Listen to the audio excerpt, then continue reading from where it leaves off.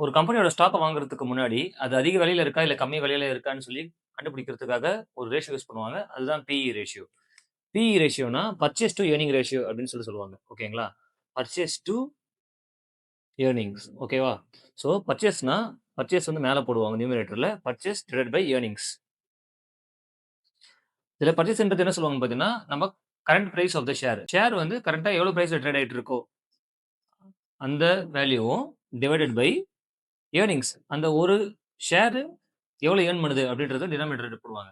ஓகேங்களா? ஸோ இதுதான் வந்து பிஇ ரேஷியோ அப்படின்னு சொல்லுவாங்க. ஓகேங்களா? So current price of the share divided by earnings per share. நம்ம வந்து ஒரு எக்ஸாம்பிளோட பார்ப்போம். லெட்ஸ் டேக் XYZன்னு சொல்லிட்டு ஒரு கம்பெனி இருக்கு. அந்த கம்பெனியோட ஷேர் விலை பார்த்தீங்கன்னா, current price of the share வந்து ஒரு ₹1500 இருக்குன்னு சொல்லி வச்சுக்கலாம். ஓகேவா? அதோடைய ஏர்னிங்ஸ் பெர் ஷேர் எவ்வளோன்னு பார்த்தீங்கன்னா, ஒரு ₹75 இருக்குன்னு வச்சுக்கலாம். சரிங்களா? ஸோ இப்ப நான் டிவைட் பண்றேன்.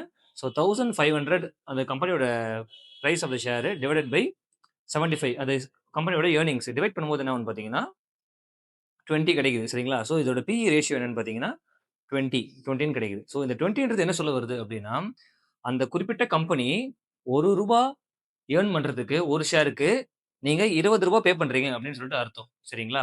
இதே பிஇ ரேஷியோ 25 அப்படி இருக்குன்னா, அதே தான். அந்த கம்பெனியோட ஒரு ஷேர் ரூ. 1 ஏர்ன் பண்றதுக்கு நீங்க ரூ. 25 கையில குடுக்குறீங்கன்னு அர்த்தம். சரிங்களா? சோ இந்த பிஇ ரேஷியோன்றது இந்த குடுக்குற வேல்யூ நீங்க அந்த கம்பெனி ரூ. 1 ஏர்ன் பண்றதுக்காக நீங்க எவ்வளவு காசு குடுக்குறீங்கன்றது தான் பிஇ ரேஷியோ.